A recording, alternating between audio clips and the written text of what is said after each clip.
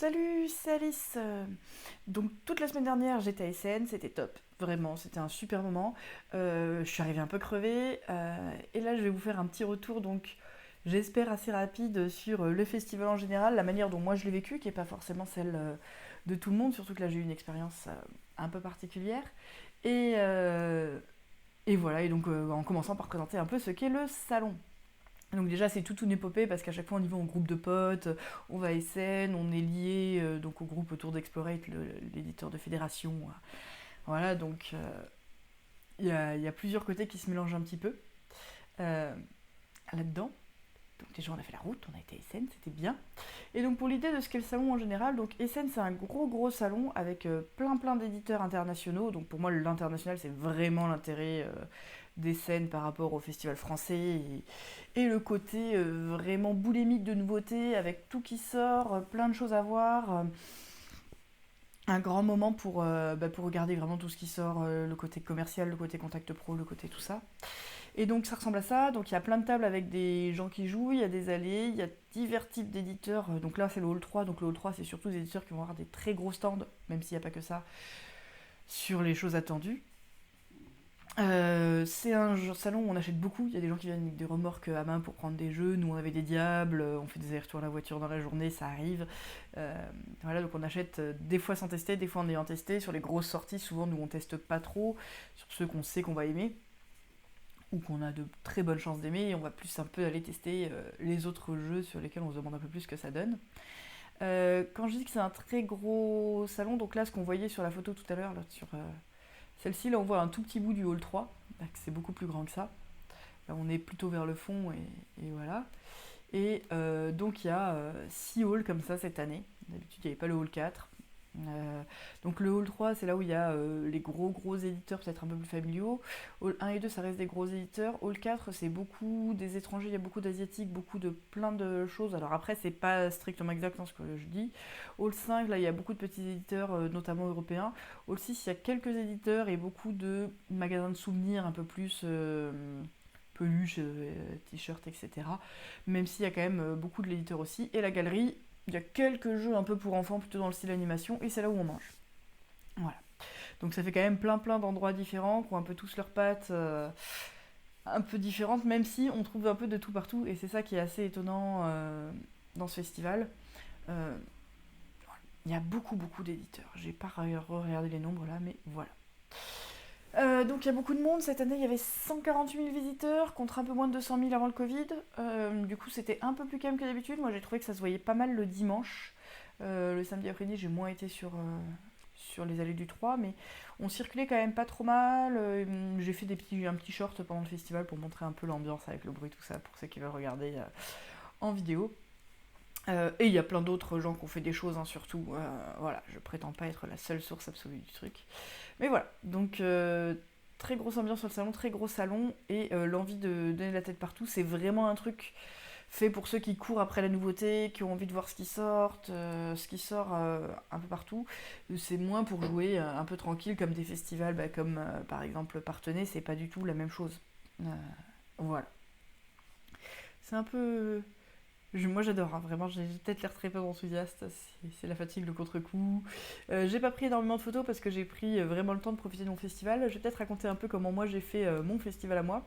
Donc on est arrivé donc entre potes, donc on est arrivé le mercredi parce que donc on aide professionnellement, donc j'en parlerai un peu après, le côté Explorate Fédération. Du coup on faisait du chargement, déchargement, donc le mercredi on arrive où tous les stands sont en train d'être montés, il y a des grosses piles de palettes de jeux partout, des stands entièrement vides, des stands qui sont déjà bien montés, donc ça c'est très fun de se balader dans les allées du salon vide le mercredi. On joue, donc là on joue au gîte, on joue sur le festival, dans des conditions un peu différentes. Donc en gîte, nous on est avec une vingtaine de potes dans un grand gîte où on est plein à différents étages avec des tables de jeu où ça joue tous les soirs selon les envies de chacun. Même si on est rarement ultra reposé en bonnes conditions et c'est un peu toujours un peu compliqué. Et on revient avec donc pas mal de jeux, des voitures un peu pleines, la place de s'asseoir quand même. Voilà. Donc ça, et c'est vraiment à plusieurs qu'on fait ça, on a tout un délire avec toute une bande de potes, donc ça c'est très cool. Voilà, donc moi sur le salon, j'ai vraiment clairement trois grands buts, qui est donc découvrir vraiment voir ce qui sort, avoir une idée, avoir un feeling des jeux, sur différents stands, me balader, découvrir des choses plus ou moins au hasard, des choses préparées, des choses pas préparées, des choses où j'ai un doute, où je vais aller voir, des choses où j'ai juste envie de savoir, même si je sais que ça va me plaire, ou que... Voilà. Des... Du plus ou moins inconnu, et regarder. Regarder ce qui sort, ça pour moi c'est important. Le fait d'acheter, donc regarder et jouer, hein. Voilà, faire des tests, que ce soit des parties complètes ou pas. Moi j'achète quand même beaucoup là-bas, c'est l'occasion d'avoir pas mal de jeux un peu en avance, notamment par rapport au Diamant d'Or, donc ça par rapport au jury, le fait d'être capable de jouer assez les jeux qui sont sortis avant décembre, donc acheter des jeux pour ça, et pour simplement mon loisir, j'adore les découvertes, et j'adore les nouveaux jeux, donc le fait de jouer un peu en avance aux nouveaux jeux, le fait d'avoir la boîte en primauté, que ce soit la mienne ou celle des potes d'ailleurs, je m'en fiche, moi c'est l'accès aux jeux qui m'intéresse. Donc ça m'intéresse beaucoup beaucoup. Cette année on s'est réparti les achats entre les potes, du coup j'ai moins acheté les jeux qui moi me tentaient à mort, enfin pas que, parce que quand c'est déjà c'est un peu les mêmes entre les potes, donc on s'est un peu réparti là-dessus. Et donc l'aspect professionnel un peu avec Explorate, donc nous c'est des potes, on les aide à monter le stand, à démonter le stand, j'interviens pour faire donc des explications, un peu de caisse à un moment, en remplacement, des choses comme ça. Donc ça c'est encore un autre aspect qui permet de voir aussi le salon sous un autre angle, même si j'ai pas fait les moments les plus fous avec eux cette année, puisque le jeu a très très bien marché. Et aussi donc profiter du groupe de potes, jouer à l'appart, tout ça. Voilà. Donc c'est un festival qui est vraiment assez riche de plein de manières différentes. Du coup, je vais peut-être commencer par parler un petit peu de la partie, de la vision, disons, pro, même si moi j'y suis pour aider. Donc avec Explorate. Hop. Donc le mercredi, on arrive, on fait l'installation. Donc on a des passes pour le mercredi, c'est pas pour glander. C'est globalement, on a des étagères à monter, des choses comme ça. Les stands, ils arrivent vides, donc faut les décorer, les monter, voilà, on reçoit ensuite les palettes, on installe les jeux, on est une petite équipe sur place pour le faire. Donc là, il y a la grosse palette qui arrive, il va falloir sortir tous les jeux sur tous les étagères. Donc ça, c'est Dimitri Perrier, un des auteurs de Fédération, et qui est donc Explorate, c'est Anka et Dimitri, côté éditeur. Et donc on est plusieurs à les aider. Quand les jeux arrivent, il y a un truc très très drôle qui est qu'en Allemagne, pour vendre des jeux sur le salon, il faut que tout soit étiqueté, interdit au moins de 3 ans, mais en allemand. Donc il faut rajouter des étiquettes sur tous les jeux, donc sortir tous les jeux des palettes individuellement pour aller tout étiqueter à la main. Donc on fait ça le mercredi. Voilà, c'est fun, pour être vu des choses que les gens ne savent peut-être pas sur le salon. Et on installe le stand jusqu'à ce qu'il ait l'air d'un stand fini. Donc on a sorti les jeux, on les a installés, on a installé des piles de jeux, des étagères, tout à sa place, des tables, des chaises. C'est une bonne journée de boulot, on y a quand même passé bien bien longtemps. Et c'est super, c'est assez cool. Parce que du coup, on est entre nous, on monte le truc, on regarde comment ça va se passer. En plus, là, on l'avait déjà fait plusieurs un peu d'autres années, donc on a une un peu une meilleure vision que la première fois qu'on l'a fait. Et on regarde les autres stands se monter autour, c'est assez vivant comme moment. Du coup, le soir, on en profite pour visiter le salon, un petit peu aussi entre midi et deux où on attendait une livraison de palettes, mais globalement, on bosse. Voilà. Ça c'était une fois que le stand était monté. Donc je suis intervenue un moment, ça c'était peut-être sur le salon, je sais plus. Je suis intervenue un moment à midi pour laisser des gens partir en pause, en faisant un peu l'accueil sur le stand, où c'était assez calme, puisque le jeu a super bien marché. Ils ont été sold out super vite. Donc ça, c'est les deux auteurs et l'illustrateur du jeu. Le jeudi matin, en fait, ils avaient fait des précommandes, donc sans payer, et il restait des boîtes en plus de ça. Et le jeudi matin, toutes les boîtes qui restaient sont parties. Et ils ont refait un truc le samedi pour revendre donc les boîtes de précommande qui n'avaient pas été récupérées. Donc ça avait été averti avant, hein, bien évidemment. Et ça a été la folie, donc le jeu a vraiment très très bien marché, donc ça fait vraiment plaisir sur le stand quand ça marche aussi bien. Donc moi c'est moment de folie, donc du jeudi matin où les gens les ont achetés et du vendredi après-midi enfin du samedi midi où il y avait vraiment la foule pour acheter les boîtes qui restaient, moi j'y étais pas. Donc ça j'ai pas trop vu, je suis arrivée après pour prendre la relève de ceux qui étaient totalement épuisés. Voilà, où là j'ai refait des explications de jeu, donc sur du Awimbawe, donc il y a un de leurs petits jeux de pli à deux qui marche vachement bien, que moi c'est un jeu vraiment que je trouve cool parce qu'on trouve des mécaniques de pli, de je force l'autre à défausser ce qui m'intéresse à deux joueurs en ayant toutes les cartes distribuées. Donc moi je trouve ça assez cool, avec l'information un peu partielle. Et sur du Fédération où j'ai fait des explis de règles à des gens qui se baladaient, à des pros qui demandaient des pitchs, à des amateurs qui demandaient des pitchs, donc à la fois des pitchs ou de l'explication complète pour jouer, on fait vraiment les deux.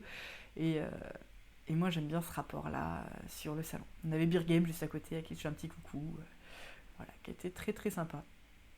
Hop. Voilà, donc ça c'est un peu les expériences. Donc moi je suis pas animée très très longtemps, j'ai animé un peu le samedi après-midi et le dimanche après-midi, mais c'était des très très bons moments. Moi j'aime bien ça. Ça empêche de faire autre chose sur le salon pendant ces temps-là, mais moi comme le samedi après-midi c'est un peu la journée, normalement la demi-journée la plus occupée, c'est pas celle qui m'intéresse le plus. Et donc après, le dimanche soir, on fait le rangement. Alors ça, c'est un peu crevant parce qu'on est déjà tous épuisés de base. Il faut redémonter tout le stand, aller remettre tous les cartons à un certain endroit, aller tout enlever les bouts de scotch, tout partout. Ça nous a pris aussi bien quelques heures, quelques bonnes heures de gros boulot.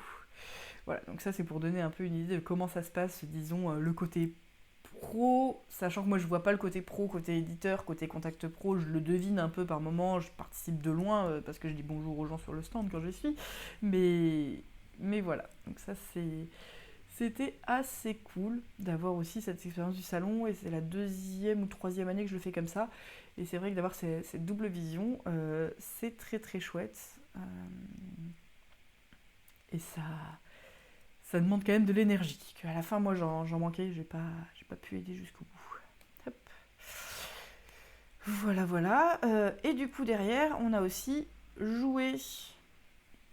Donc, on va à Essen et on joue à Essen.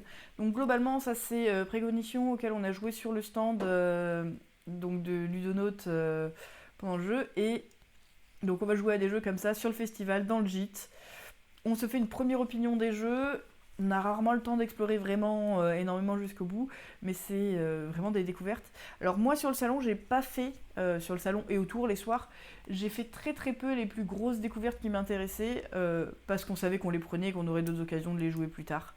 Donc l'accent a plutôt été mis sur le salon, découvrir des choses où on n'était pas sûr, ou le soir, jouer à des jeux où il y avait moins de gens qui avaient acheté, qui avaient envie de découvrir, pour voir s'ils prenaient ou pas, ou qui avaient très envie de sortir un jeu. Voilà. Donc le premier soir, on a fait un. Donc ça, moi j'avais. Le premier soir, c'est le mercredi soir. Donc le mercredi, quand tout est en mode installation, que le salon n'est pas encore ouvert au public, il y a quand même des éditeurs qui commencent à vendre des jeux une fois qu'ils ont fini d'installer, une fois qu'il y a tout ça. Donc ça, c'est aussi côté rapport, c'est assez chouette parce que franchement, c'est ultra bienveillant. Euh, Surtout lors de l'installation, il y a tout le monde qui est en train d'installer son stand. Des fois, on voit que les gens sont en train d'installer, on va pas les déranger. Des fois, on leur demande si on peut déjà prendre un jeu. Il y en a qui sont en coup de bourre, qui peuvent pas. En général, ça se voit, on évite de demander à ce moment-là.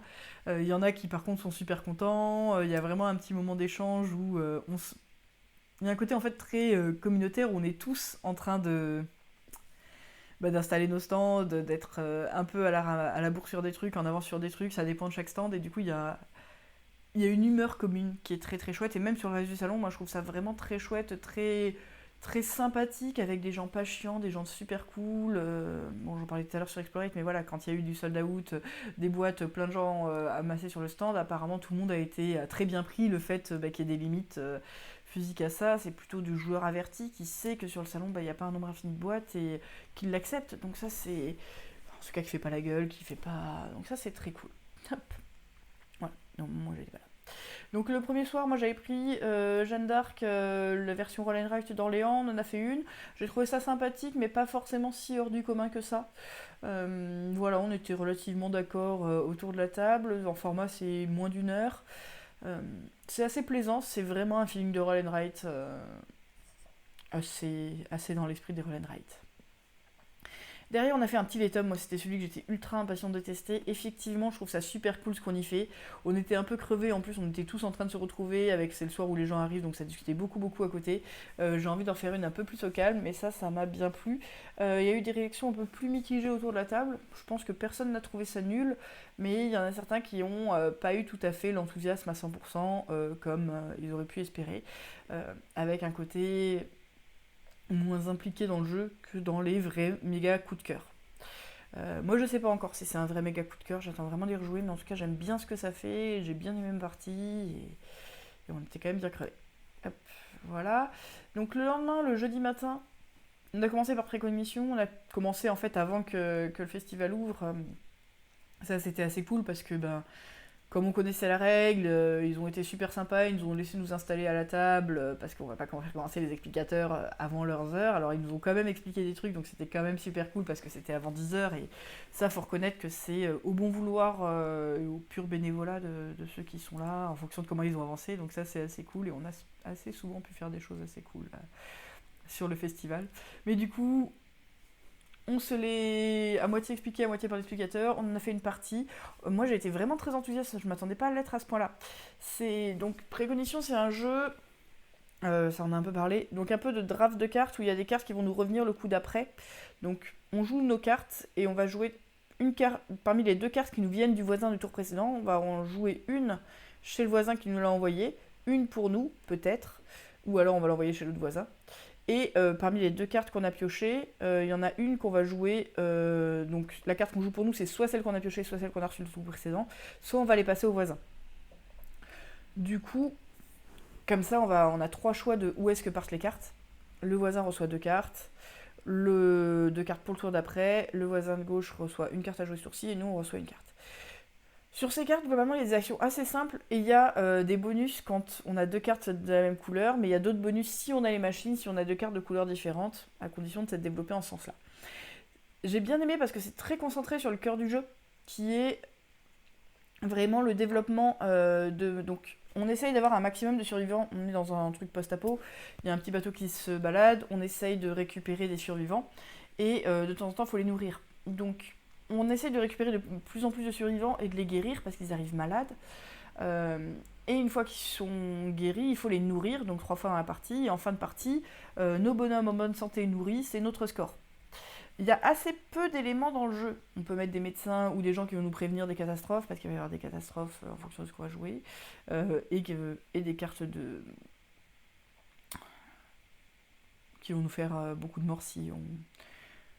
de dégâts en fait, des cartes où on a des dégâts sur nous qu'on peut prévenir en ayant des puces là. On a un peu de développement sur les machines. Là c'est en première partie, on a tous des machines de manière symétrique, après on peut les mixer un peu pour avoir d'autres types de machines, ce qui a l'air de laisser un peu plus de place au développement, mais on reste sur un jeu très concentré sur ces éléments principaux qui sont vraiment tendus. Si on est fort quelque part, en général, c'est qu'on a un manque ailleurs. Donc ça, moi, c'est quelque chose que j'aime beaucoup.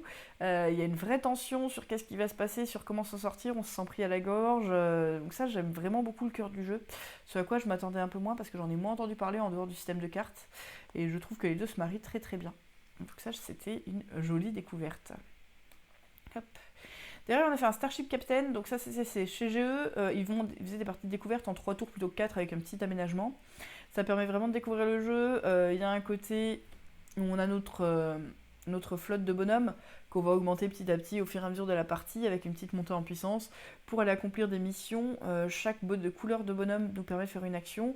On essaye de comboter un peu nos actions, faire ça puis ça puis ça pour avoir un maximum de bonus pour essayer de faire des points avec des technologies qu'on va pouvoir récupérer sur notre plateau. Il y a vraiment plusieurs solutions. Un vrai côté un peu combo, un peu jouissif, c'est assez léger, c'est pas extrêmement interactif, même si de temps en temps il y a un peu des courses et des fois on est content de couper l'herbe sous le pied aux autres sur le plateau central. Et moi j'ai trouvé ça très plaisant. D'autres personnes autour de la table, c'était un vrai coup de cœur, moi pas à ce point-là, mais j'ai très envie de rejouer quand même sur une vraie partie. Voilà. Take a Seat, moi ça, je suis la seule à avoir vraiment beaucoup aimé, les autres ils ont trouvé ça sympa à découvrir mais pas vraiment addictif. Je suis d'accord sur le fait que c'est pas addictif, c'est plus cérébral. J'aime bien ce que ça fait, j'aime bien ce que ça propose. Donc c'est un roll and write où on roll pas, on a des petites plaquettes comme ça en commun avec nos voisins. Chaque tour on va devoir aller dessiner une pièce, donc un polyomino là-dessus, après en avoir effacé une des cases. Donc petit à petit les pièces rétrécissent. Et le but c'est de bien remplir des objectifs, par exemple avoir rempli entièrement les roses pour la partie, et de prendre des majorités, donc celui qui a effacé le plus de cases sur certaines couleurs. Et si on a la même majorité sur nos plaquettes de droite et nos plaquettes de gauche, ça nous rapporte beaucoup de points. Si par contre on est un peu partagé sur les majorités, ça nous rapporte beaucoup moins de points. Plus il y a des petits pouvoirs à appliquer.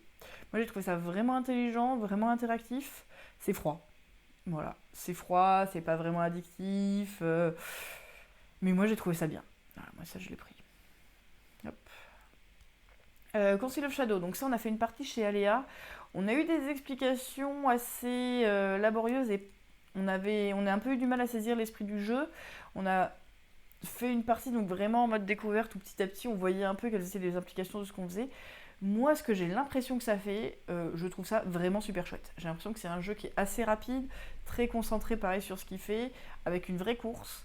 Euh, un principe vachement cool où à chaque tour on va poser 3 cartes qui vont être de la programmation, donc on pose 3 cartes, puis à chaque tour ça glisse, donc les 2 cartes qu'on a jouées en position 1 et 2 se retrouvent en position 2 et 3 et on remet une carte à chaque tour pour faire comme ça des choses. Et sur ces cartes, il y a des valeurs de déchets, et les valeurs de déchets nous font augmenter un pion qui est notre objectif de score pour passer au niveau supérieur. Et on va marquer des points. Et dès qu'on rejoint notre poubelle, on repart du départ en ayant passé un niveau. Passer un niveau, ça nous donne un gros pouvoir pour la suite du jeu. Quand on atteint le niveau 3, on a gagné la partie, si on est le seul à l'atteindre dans le tour.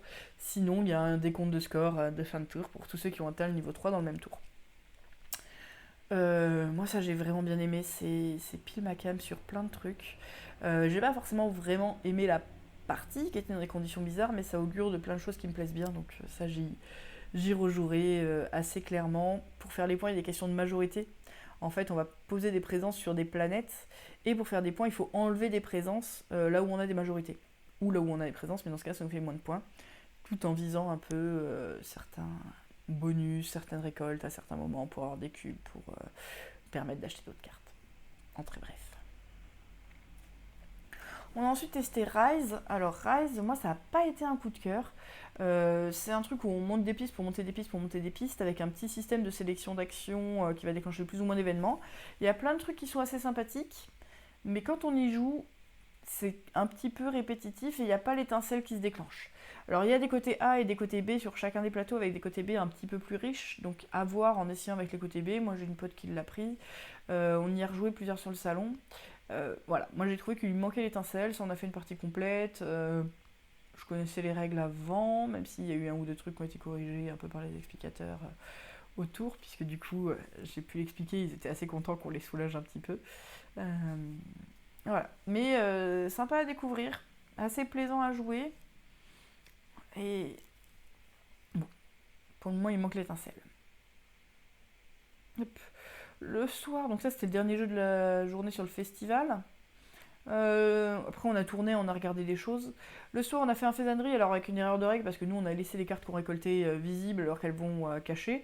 Mais on a trouvé ça très sympa. On a joué à 3, donc c'est un truc de récolte de cartes et de collection. Et c'est assez malin. Ça marche bien, à chaque fois celui qui est dernier joueur joue. Et il récupère la carte sur laquelle il est et les dernières. Sauf si quelqu'un s'est mis par-dessus lui, dans ce cas il peut se redéplacer. Je pense que c'est vraiment mieux à 3-4, ce qui nécessite 2 boîtes, qu'à 2. Parce qu'il se passe plus de trucs sur les rebonds pour éviter de prendre les cartes qui ne nous intéressent pas et les laisser aux autres. C'est assez malin, c'est très rapide, c'est très simple à apprendre. Voilà, un bon petit jeu avec une boîte très très moche, ça a été plutôt confirmé. Hop. On a joué à Atiwa derrière, donc le nouveau Rosenberg. Moi j'ai vraiment bien aimé. Il y a un côté ressources un peu cycliques de production, donc on fait des animaux qui nous font des arbres, qui nous font des fruits, qui nous permettent de récupérer les chauves-souris, qui nous permettent de planter des arbres. Et le but de ça, c'est de créer un maximum de familles qui vont nous demander de la nourriture. Donc la nourriture, c'est soit le lait qu'on produit des chèvres automatiquement, soit les autres ressources. Tout ce qu'on produit, donc ça c'est notre réserve personnelle qu'on va débloquer petit à petit, et on va le mettre sur nos cartes terrain. Ça, on le récupère grâce au plateau central, on va récupérer divers éléments, avec une pose d'ouvrier pure et dure à l'ancienne, j'ai envie de dire. On a 3 bonhommes chacun et ça ne change pas.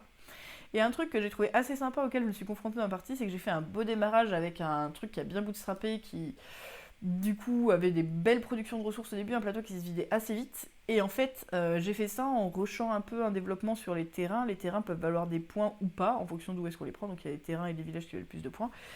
Et en fait, je me suis retrouvée, donc on est limité à 8 cartes, au dernier tour, a pu avoir un potentiel de points énorme, parce que j'avais fait des petits rushs sur le développement sur quelque chose, sauf que maintenant j'avais des terrains pauvres et j'allais pas pouvoir tellement améliorer ce que j'allais faire. Et du coup, il y a un autre joueur qui m'a rattrapé et largement dépassé, en ayant fait un développement un peu plus raisonné, parce que du coup, moi j'avais de la pollution aussi, donc j'ai dû construire plus pour un peu compenser ces pollutions, avec un développement donc plus raisonné, un petit peu plus lent, mais qui sur la fin de partie a fait plus de points. Donc ça, j'ai trouvé ça assez cool. C'est quand même un vrai jeu de développement. Si on a un vrai retard sur le développement, on va peut-être faire moins de points que les autres. Mais on continue à se développer, on continue à faire des choses. Moi, j'ai vraiment bien aimé, en fait. Je le trouve ultra plaisant. C'est possible que les parties se ressemblent, à voir, mais j'ai envie d'en refaire une aussi. Voilà, hop, on verra bien. Et on est reparti sur le salon, donc le lendemain on a fait une partie donc, de Deal with the Devil avec deux youtubeurs slovaques, expliqués par l'auteur du jeu lui-même. Alors en fait un peu morcelé parce qu'il y a eu des problèmes de parking, du coup il est arrivé un peu tard, mais j'ai commencé à expliquer le pitch, un animateur a expliqué le début du jeu, l'auteur a expliqué la fin du jeu. C'était une démo en 3 tours plutôt que 5, sur un jeu de ce type-là ça change vraiment des choses. C'est un jeu qui demande un peu de maîtriser ce qui se passe pour bien comprendre les échanges, bien tout ça. Moi sur cette première partie j'ai eu l'impression de subir un petit peu quand même le tirage, d'avoir pas énormément de choix. Je suis sortie avec un esprit un peu mitigé. J'y ai rejoué un peu plus tard le soir, j'en reparlerai. Voilà, mais par contre, le jeu était plus facile à apprendre, plus fluide que ce que j'aurais craint sur les différentes phases. Alors, il y a quand même beaucoup de phases, il y a quand même beaucoup de choses, mais il y avait un côté assez chouette et assez prenant. Et c'était donc nous, on était deux à ce moment-là, et c'est vraiment cool. Ça aussi sur le salon, c'est un truc de découvrir un peu des gens, d'échanger un petit peu, de discuter sur les jeux, mais juste le fait de côtoyer des gens complètement différents, qui sont tous là pour la même chose, c'est très très plaisant. Hop. Derrière on a testé le Challengers, donc ça c'était rigolo parce qu'on était donc deux avec un pote qui parle très bien allemand. Moi je connaissais les règles mais je parlais pas allemand. Il faisait des tables de 6 sur Challenger, donc c'est un côté match où on a des matchs 2 par 2, on change de place autour de la table et on refait des matchs. Donc ils faisaient des tables de 6 de base sur le stand, et là il y avait 4 Allemands à une table, on s'est incrusté parmi eux, l'explicateur était pas encore tout à fait dispo, donc moi j'ai pitché le jeu comme je le connaissais et j'expliquais le gros des règles, il me manquait des détails. Il y a un explicateur qui est arrivé pour faire les règles en allemand, moi on m'a donné les petits détails qui me manquaient du coup sur le jeu, et on a joué, donc c'était assez sympathique. Moi j'ai été limitée dans la communication, mais c'était fun quand même. Donc le jeu était en anglais, tout le monde parlait un peu anglais autour de la table à différents niveaux, hein, voilà, mais pas problématique pour jouer. Et donc ça j'ai bien aimé, c'est assez fun, c'est un jeu à vraiment de bataille fermée où on révèle les cartes petit à petit, et celui qui a la plus grosse valeur récupère le drapeau. Ça va épuiser l'équipe d'en face qui avait le drapeau juste avant, qui va aller sur le banc, donc ça va se grouper par catégorie de cartes, donc si on a deux cartes identiques elles vont sur la même place, mais sinon ça prend des cartes différents. On récupère le drapeau, puis c'est à l'autre de réempiler des cartes jusqu'à avoir une valeur qui égalise. Quand il y a une valeur qui égalise, mon paquet va sur le banc, et là on referme le paquet pour dire si j'avais mis un 1, puis un 1, puis un 4, et que l'en face il y avait une valeur de 3 battre, donc là ça finit par le battre avec une valeur de 6, on rabat, et du coup ça vaut plus que 4. Mais si on l'a fait dans l'autre sens, potentiellement ça vaut plus que 1. Donc ça permet de se piquer les trucs assez vite. Et en fait, c'est vraiment sur l'équilibre du deck, parce que si on finit notre deck, on a perdu. Donc si on n'arrive pas à fournir assez de cartes pour égaliser. Ou si notre banc est plein et qu'on doit rajouter des cartes, on a perdu. Donc si on n'arrive plus à envoyer les gens en repos. Et il y a un petit côté deck building où au début de chaque tour, on va récupérer 5 cartes d'un paquet, en sélectionner une ou deux à remettre dans nos cartes pour améliorer le deck. Et on peut épurer autant qu'on veut. Donc il y a vraiment différentes orientations. Les pouvoirs sont assez malins, assez bien foutus. Il y a beaucoup de hasard. Faut pas le nier, hein, c'est vraiment un jeu avec beaucoup de hasard, mais qui est vraiment très fun. Donc j'en ai fait une partie là et on y a rejoué avec d'autres potes, et moi j'ai bien aimé, et les autres potes ont bien aimé aussi, donc ça me fait plaisir. J'ai été tester Findorf, donc là j'ai été toute seule et j'ai trouvé 3 potes, donc un pote que je connais, deux de ses potes que je connaissais un peu moins. Donc des Français qui voulaient essayer à côté du stand, que j'ai croisé, que j'ai dit moi j'ai envie de faire ça pour pourquoi pas, allez viens on fait la partie avec toi. Du coup pareil, l'occasion de jouer avec encore des gens différents. Ça va être un jeu de développement à la friseux, où on a des actions à faire un peu dans l'ordre qu'on veut, mais quand on remonte sur les actions, alors j'ai pas la petite plaquette d'actions, on va déclencher une phase de bureaucratie qui va faire des revenus. C'est vraiment un pur jeu de développement où plus on a une machine qui marche, plus on a une machine qui marche. Donc ça peut être assez violent, là on l'a vu sur la partie, s'il y en a qui prennent des retards de développement par rapport à d'autres. Moi c'est un type de jeu que j'aime beaucoup, j'aime bien ce que fait Friseuse, ça marche bien en étant assez léger. Il y a des petits pouvoirs de bâtiment qui sont pas trop lourds tout en étant relativement variés en fonction de comment est-ce qu'on veut s'orienter. Le jeu est assez rapide, c'est à peine plus d'1 heure, j'ai envie de dire. Et ça, moi j'ai trouvé ça très très plaisant, et j'ai envie d'y rejouer, pareil, dans de meilleures conditions, un peu plus à froid, en ayant plus tout le monde qui a compris bien les règles dès le départ. Bon là les règles ça allait à peu près, mais les implications c'était un peu plus dur, mais forcément, c'est en mode découverte. Et sur les finances, c'est assez serré sur comment on fait. Petit défaut, j'en ai un petit peu discuté avec les animateurs, il y a l'air d'avoir un coup quasiment forcé en début de partie, qui est de pouvoir faire plus d'achats, parce que faire les achats un par un, ça fait qu'on va se laisser distancer. Ils disent qu'il y a peut-être moyen de d'abord vendre puis faire ça, mais on est obligé un petit peu de le faire en début de partie et d'améliorer ça, ce qui n'est pas forcément un drame. Par contre, nous, il y a un joueur qui l'a fait que plus tard et qui s'est fait un peu avoir parce qu'il s'en est pas rendu compte. Je pense qu'il faut le dire en première partie, qu'il faut conseiller de faire ça. Il y a des sous pour compenser un peu là-dessus, même si après il y a plus de possibilités dans le jeu et qu'on se diversifie plus tard. Hop. Mais pareil, ça c'est à voir sur plus de parties. Hop. On a testé All London Bridge, donc un jeu de Colovini. Des fois j'aime bien ce qu'il fait, et puis là j'ai vraiment pas aimé. On a joué à 3.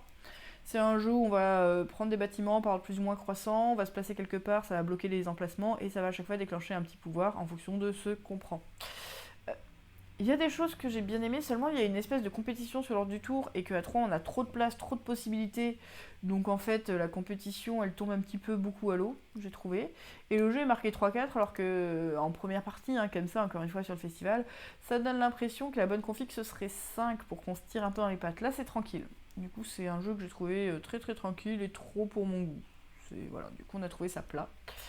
Vraiment pas d'enthousiasme du tout sur ce jeu. Il y a une personne de mon groupe qui a bien aimé par contre, qui n'avait pas joué sur la même table. Hop.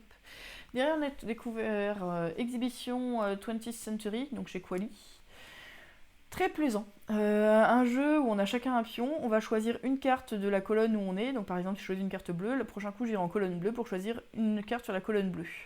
On récupère comme ça des cartes avec des couleurs et des dates, et on va faire 5 expositions sur lesquelles il doit y avoir que des continents différents et les dates par ordre croissante. Et il y a des objectifs de points qui sont assez bien foutus, sur avoir une décennie où on aime bien avoir plein de trucs, avoir touché plein de décennies différentes, avoir une suite d'années consécutives bien présentes sur notre jeu, le continent qu'on a le plus présent sur notre plateau, bref, divers éléments de scoring très croisés, assez chouette. Voilà, donc ça c'était un bon jeu, ça m'a bien plu dans son format. Alors voilà, on est dans un format assez léger, est-ce que c'est un jeu qui a d'autres équivalents? Oui, peut-être, mais c'était bien. Hop. Le soir à l'appart, ils nous ont fait découvrir Colorado, qu'ils avaient découvert en fin de salon, où ils n'avaient pas pu, donc chez Silex, ils n'avaient pas pu finir la partie, et c'est assez cool, ça ressemble à un jeu de cette famille de loin, disons, où on appelle « Ah, je voudrais un 2 bleu », et on demande ça à quelqu'un. Et du coup, soit il a le 2 bleu, il nous le donne, et on le pose devant nous, et ça complète nos familles, soit il l'a pas, et dans ce cas, il nous donne autre chose, donc soit un 2, soit un bleu, soit s'il a aucun des deux, autre chose. Et la carte qu'il nous donne va dire quelle action on fait, donc ça c'est par couleur. Donc avec les 2 bleus, par exemple, on coche une case sur notre plateau. Et quand on a une famille complète, ça nous permet de cocher des nouvelles zones. Moi, j'avais fait une petite erreur de règle en début de partie, où j'avais mal compris, qui me pas mal pénalisait et qui me bloquait pas mal. Du coup, au début, j'étais très mitigée sur le fait de subir un peu ce qui se passait.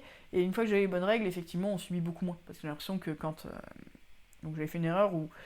En fait, on peut défausser 2 cartes de même couleur pour poser une autre carte. Et moi, je pensais qu'il fallait poser 2 cartes de même couleur pour poser une carte de même couleur. Du coup, j'attendais des triples.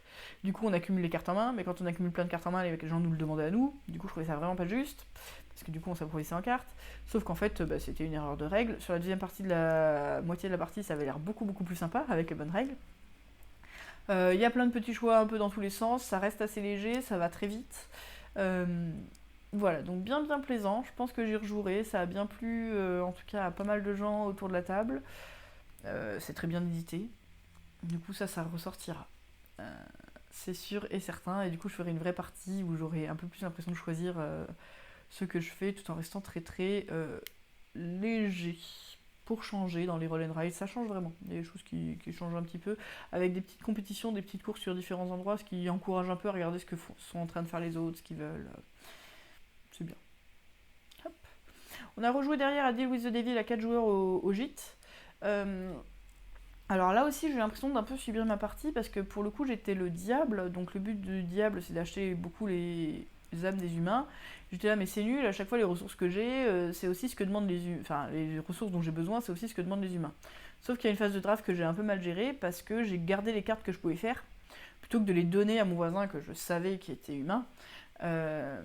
Ce qui aurait pu permettre d'avoir des ressources que j'avais sur les cartes que lui pouvait faire parce qu'il y avait quelques bons bâtiments, ce qui aurait fait qu'il les aurait réclamés, ce qui aurait fait que j'aurais pu les échanger. Donc ça, je l'ai découvert un peu après coup, que j'avais plus de maîtrise que ce que je pensais, que c'était juste que j'avais mal joué.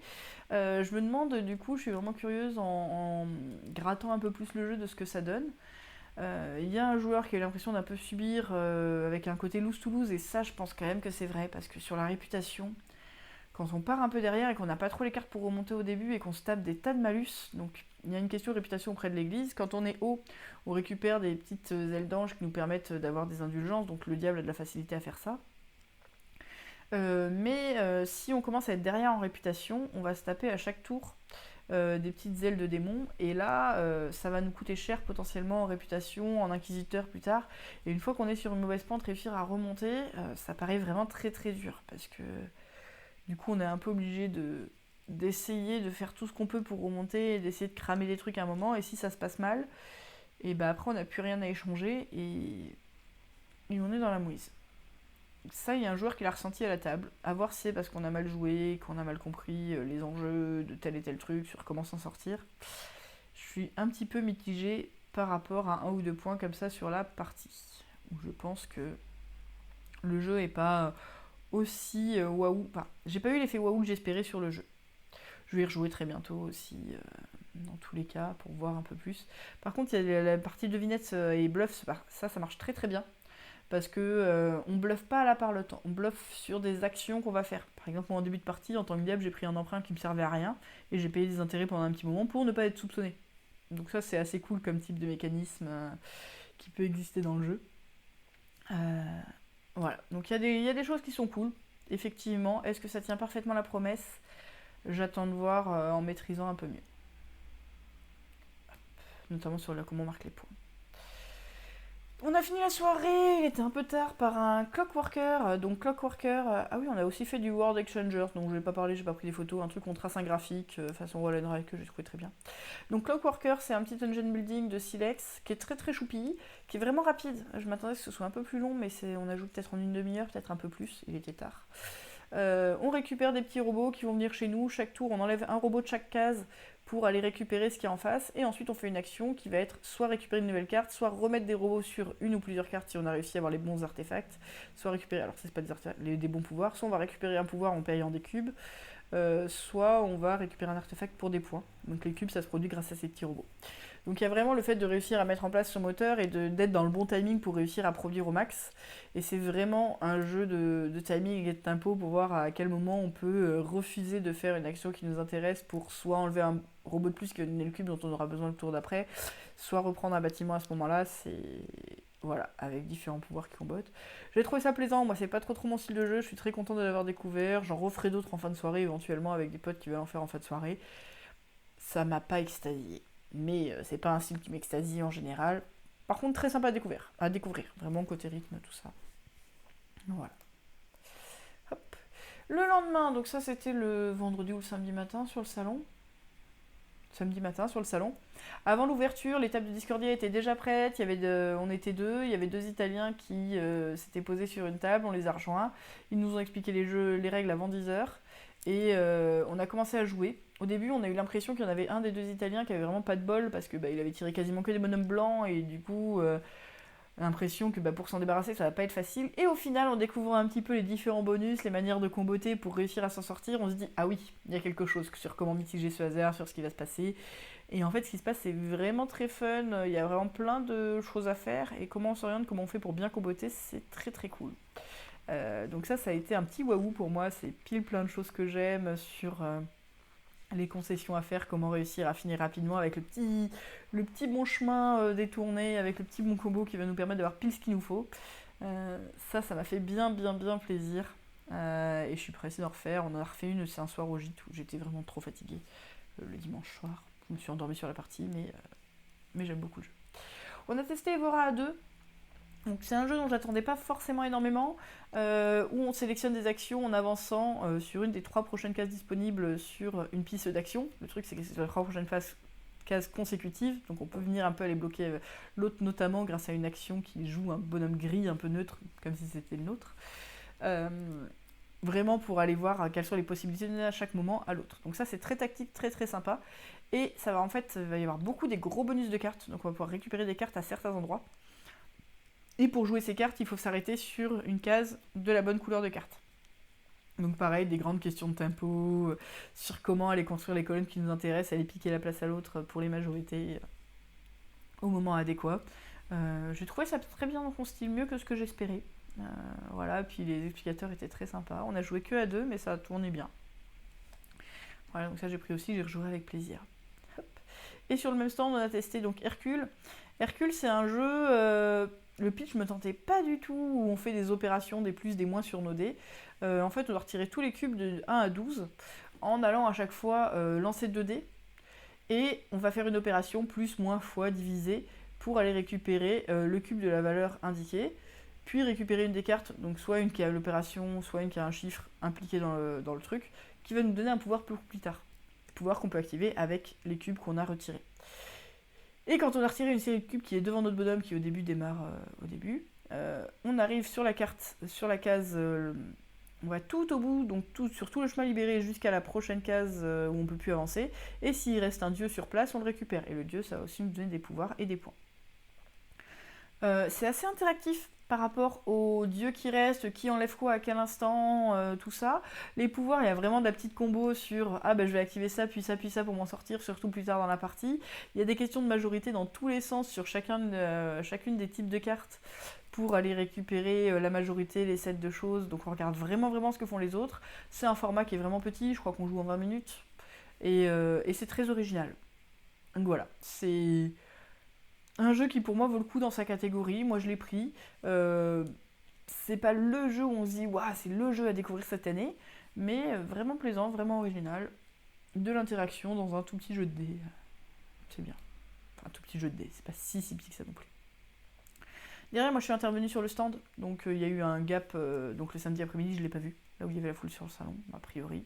J'ai pas vu la foule du coup. Et derrière on a fait un Wordcraft. Donc Wordcraft c'est un jeu de mots qui est de base en anglais, donc moi j'étais pas sûre que ça tourne bien en français, mais en fait ça marche.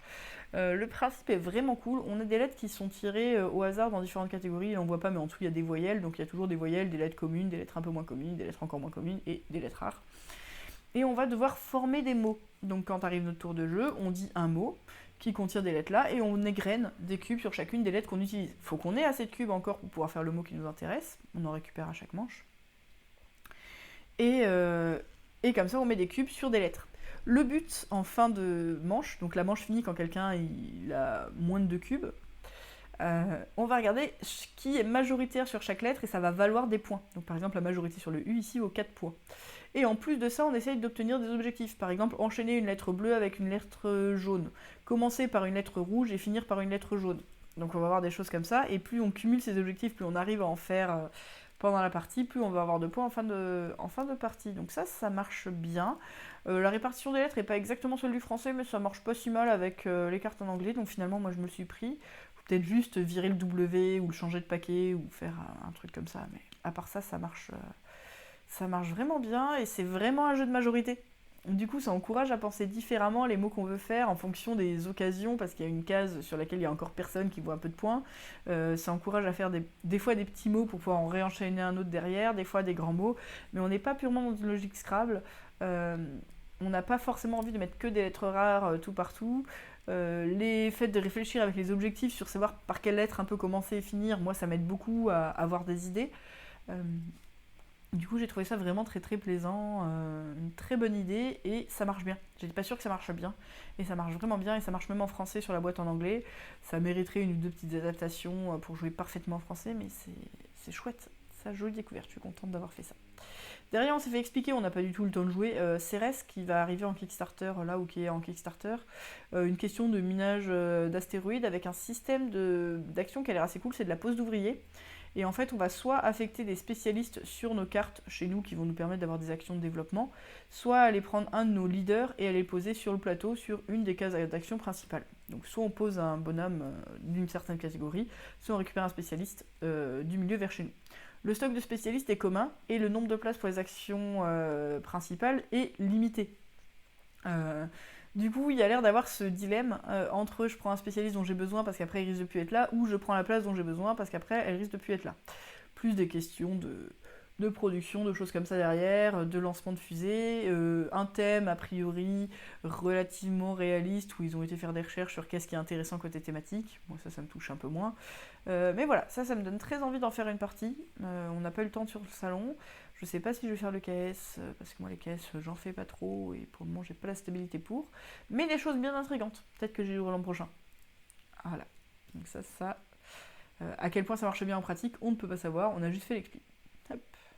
Le soir donc on a rejoué Hercule. Voilà, donc un peu ce que j'en disais tout à l'heure. Là les gens ont bien aimé découvrir, mais n'ont pas forcément eu envie de le prendre. voilà, encore une fois, il n'est pas ultra addictif, moi j'aime quand même bien. On a fait un Come Together, moi j'ai eu un peu du mal sur cette partie, alors le rythme était lent et j'étais vraiment très fatiguée. Du coup, je sais pas trop ce que je pense du jeu, ça tourne, il y a des choses qui sont plaisantes. On y a joué qu'à 3 et je pense que c'est mieux à plus. Et il y a vraiment ce FOMO, enfin le Fear of Missing Out, qu'il y a une zone qui va être décomptée, du coup on a envie de se rajouter dessus, même si c'est pas spécialement ce qu'on a envie de faire là tout de suite, sur où est-ce qu'on va, la gestion des petits bonhommes, voilà, des choses qui ont l'air assez chouettes et ça j'ai bien envie d'en refaire une, je pense que c'est bien, je pense pas que ce soit mon giga coup de cœur. Hop. Voilà. Dernière journée de festival, on a refait un Rise le matin parce que d'autres voulaient découvrir et que le stand n'était pas encore ouvert. Ils étaient en train d'installer les premières boîtes. On a demandé si nous on installait une boîte, est-ce qu'on pouvait jouer en expliquant les règles de manière autonome. Ils nous ont dit oui, donc ça c'est. Du coup, on leur a installé leur table, ce qui les fait pas chier au contraire, en jouant au jeu, en le découvrant. Donc c'était assez cool de pouvoir faire ça dès 9h du matin, à peine plus. Voilà, donc on a fait une autre partie de Rise qui a confirmé un peu les premières impressions de pas d'étincelles. Et d'ailleurs, on a fait un challenger à 6 où là, ça a bien plu à pas mal de gens autour de la table, ce côté un peu combat, match. Donc ça, c'est assez cool. Bon, apprendre en français parce que les termes anglais sont pas extrêmement difficiles, mais il faut un peu de précision. Et comme c'est un jeu un peu fun qu'on a envie de jouer vite, je pense que c'est quand même mieux dans sa langue à soi. Il y a une grosse sortie qui arrive là début novembre. Mais il y a plusieurs personnes qui vont le prendre, celui-ci. Voilà, j'ai regardé, j'ai pas joué du tout, mais j'ai regardé un peu jouer le Terraforming Mars D, moi ça m'attire bien. Le principe, alors j'ai pas fait l'expli de règles, c'est juste que j'en ai compris. Au début de son tour, soit on fait une production, et dans ce cas, on regarde sur toutes nos cartes de production qu'on a déjà posées et on récupère autant de dés comme ça. Soit on récupère un dé au choix, on l'ajoute à nos stocks de dés, on le lance, et ce stock de dés, c'est ce qui va nous permettre de jouer les cartes avec des combinaisons de dés qui vont petit à petit améliorer notre truc vraiment avec des cartes à la Terraforming Mars. Moi, tout ça, ça m'attire vraiment bien. C'est des choses, voilà, ça a l'air d'être une mécanique de dés qui me semble assez chouette, qui est pile dans ce que j'aime moi, des trucs qui font augmenter les critères sur un fond de Terraforming Mars. Ça a l'air d'être assez loin de Terraforming Mars quand même dans l'esprit de développement. Mais voilà, du coup j'ai envie d'y jouer. Hop, c'est en caisse actuellement. Je me suis fait pitcher donc chez Silex, qui était très sympa, merci à eux. Le développement d'Easy, donc ça c'est du proto, hein, c'est pas du tout une version finale. Si ça brille, c'est parce que c'est de l'impression de proto qui brille beaucoup, c'est normal, la version finale sera beaucoup mieux. Sur un peu les réaménagements, on a un peu discuté des changements. Et alors moi j'étais un peu mitigée parce que Indy j'aime beaucoup et du coup je me demandais les changements, ils parlaient de simplification et moi le cœur du jeu je le trouve complexe pile ce qu'il faut. Et en fait ce qui a été simplifié c'est les phases administratives, c'est la multiplication des choix un peu équivalents pour qu'il y ait un peu plus de concurrence, 2-3 donc les ressources différentes sur les nourritures qui servaient un peu à rien qui ont été simplifiées. Donc des choses qui m'enthousiasment bien, qui ont l'air bien plaisantes, du coup je suis disons rassurée sur cette deuxième version. Qui a l'air assez chouette. Des changements graphiques pour avoir des trucs un petit peu plus chargés, un petit peu plus dessinés. Donc ça change un peu le style, tout en gardant quand même une patte sur le plateau relativement similaire au premier. Moi j'aimais bien les petites cartes très épurées, mais là elles sont jolies quand même, dans un style complètement différent. Voilà, c'est plus joli et c'est peut-être moins marqué côté style. Voilà, donc ça me semble vraiment bien de ce qu'ils ont fait sur différents éléments. Je suis plutôt enthousiaste. Ça a l'air de vraiment reprendre l'esprit complètement du premier, avec des petits changements. Et apparemment, la règle a été beaucoup réécrite pour qu'elle soit beaucoup plus lisible. Alors ça, moi, j'ai pas vu, mais du coup, on en a bien discuté. Et c'était un très bon moment de discuter de ça avec les développeurs. Hop. Et voilà, donc j'ai un peu bouclé sur ce que j'ai fait sur le salon. Le dimanche soir, on a refait un Discordia où moi je m'endormais pendant la partie, donc j'en ai pas une opinion très forte. Et on a refait un World Exchangers aussi, donc ça moi j'aime bien. En petit jeu de roll and write, voilà, ça a pas convaincu tout le monde, mais moi j'ai bien aimé. On a fait du kites aussi, alors moi j'ai juste testé à 2, mais il y en a qui ont testé à plus. Qu'on trouvait ça vraiment très fun en jeu coop temps réel avec des sabliers et des cartes à jouer. Moi j'ai essayé hier soir, ça a été un peu plus mitigé, donc à 4. Voilà, plein de trucs chouettes. Globalement, c'était vraiment un super moment. Moi, c'est. Enfin voilà, je m'éclate, c'est immanquable pour moi, SN. Clairement, c'est du waouh tout plein. Euh, c'est des potes, c'est des très bons moments. C'était pas ça que je voulais comme photo. Hop, c'était peut-être plutôt ça. Hop. C'était plutôt ça. Bref, voilà. On a fini par repartir. J'ai quand même fait pas mal d'achats, mais plus des petits jeux, moins les sorties principales. des choses et quelques occasions. On a aussi profité du temps pour faire récupérer quelques lots pour nous des tournois et des événements associatifs, donc des week-ends, des choses comme ça. Bref. On n'a pas pu assez profiter des bonnes affaires du dimanche, qui restent des bonnes affaires assez mitigées. Hein. On va pas avoir le jeu qu'on cherche à tout prix, à un prix défiant toute concurrence. Mais des fois, en passant sur des stands, quand même, il y a des fonds de stock qui se font à prix relativement concurrentiel. Donc, si on est, ça vaut pas le coup de rester le dimanche pour ça, mais si on est toujours là le dimanche, ça vaut le coup un peu de passer dans les allées, voir ce qui se passe, pour une ambiance encore totalement différente. Bref, donc Essen c'est plein de choses à la fois. Moi c'est quelque chose que j'adore, c'est quelque chose vraiment pour les friands de nouveautés qui veulent tester ces 40 000 trucs, acheter beaucoup, c'est très très bien. Le côté un peu découvrir ce qui se passe côté Contact Pro, c'est toujours très chouette. Le côté faire corps, le côté bienveillant de tout le monde, le côté où tout le monde est là un peu dans le même but, tout le monde a envie de découvrir, on croise des gens différents mais pareils, ou ouais c'est quand même un festival, notamment peut-être un peu moins le samedi après-midi dans le hall 3, mais de gens qui s'y connaissent, qui ont le même loisir, qui ont les mêmes envies, où il y a une, une vraie bonne ambiance. C'est pas, même pour quand on attend les tables, alors c'est arrivé à un pote que quelqu'un tente de le doubler sur une table, mais globalement ça se passe bien et c'est vraiment très cool avec des gens qui viennent de partout. Donc ça, moi, c'est quelque chose que j'apprécie beaucoup sur le salon. Et bien du coup, je suis pressée d'y être l'an prochain et de jouer à tout ce qu'on a ramené globalement entre nous tous. Voilà, ce qui devrait arriver bientôt. Donc gros bisous à tous. J'étais beaucoup plus longue que ce que je croyais, mais c'est pas grave. Allez!